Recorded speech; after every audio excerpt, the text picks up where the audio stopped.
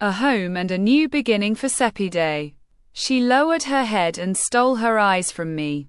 She closed her eyelids, raised her head and continued. The neighbors are afraid that I will kill their husbands. A woman with this face and body. The way I dress, the way I make up and the way I talk. After my divorce from Hamid, I wanted to be separate and independent from my family. I couldn't stand those conditions. Saremi, the owner of my house. She knows my parents well, but the women in the neighborhood, especially Ranama, were so insistent that she had come yesterday. She politely apologized. I have 4 months to give her a break. But I don't have the time to find a house or the money to do it. I came to ask for your help. If you accept and consider yourself like Sina to me, you don't need to keep emphasizing what I said. I said I will take care of you and I will take care of you. So I will. I will give you one of the motel suites. It has a living room, a kitchen, a bathroom, a closet, and all the necessary equipment. Get the full down payment from the landlord. Pay me the price of the room, and stay there for as long as you want. Just don't tell anyone until you're settled in and the work is done, okay? You want the motel? I'll show you around. Live for yourself. You don't owe me anything. You can sell the extra furniture. You'll have some money left. Sepide smiled and said, Thank you, cousin. When can I see that place? We can do it anytime you want, right now. Okay, let's go. We walked out together to the motel. I played a song along the way. We reached the motel's large entrance door.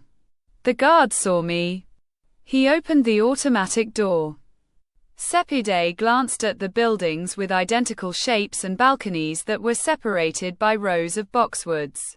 There was a car parked in front of some buildings. I said, What do you think? Do you like it? Or should I look for an apartment? It was better than I imagined. More spacious than an apartment and most of the houses in the tuition fee.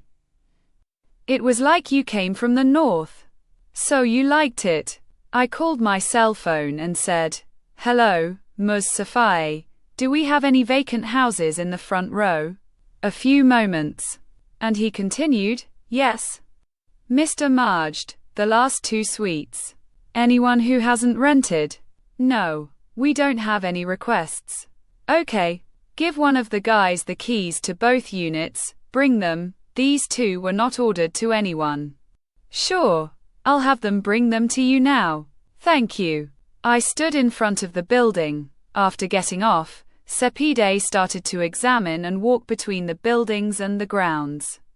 In the space between the buildings and the row of boxwoods, there were narrow alleys where you could go to the units behind. A boy named Kamyar brought me the keys.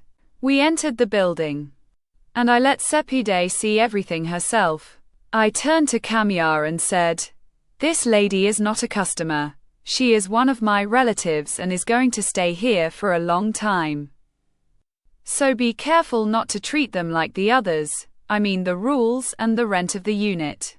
Yes, sir. Sepide came towards us and said, I want it. I held out the key to her and said, Congratulations. Sepide smiled and said, Thank you. As you can see, this house has the necessities of life. You don't want everything from that house. Tell me to sell it to you, or if you know someone who is good at buying, let me know. To shut that nosy neighbor up, let me know so I can cover his mouth with mud. Sepide laughed and said, You went into the role from the beginning. Great, I'll definitely let you know. Well, you wanted to be with me, so I won't disappoint you. This is the entrance to the residential units. Go through the boxwoods or the end area. Behind them there is a supermarket and a restaurant, a repair shop and a car wash and a gas station, only for the residents here. The prices are reasonable. If you don't want to, you can go shopping with our agency and come back. This used to be a very large garage, because of the noisy businesses and the widening of the street. They gave it a notice to leave, because of that cafe and restaurant and the fact that the owner here was forced to sell and lose a large part of his land. I was able to buy it from him. One of the kids recommended this place to me. There are no stars or staff or food or services here.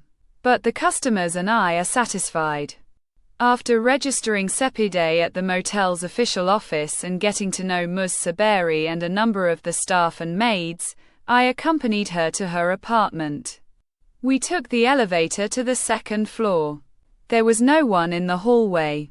Sepide went to the door of her unit and inserted her key into the lock to open the door. When the sound of a door opening caught our attention, the woman was a little startled when she saw me and went back inside.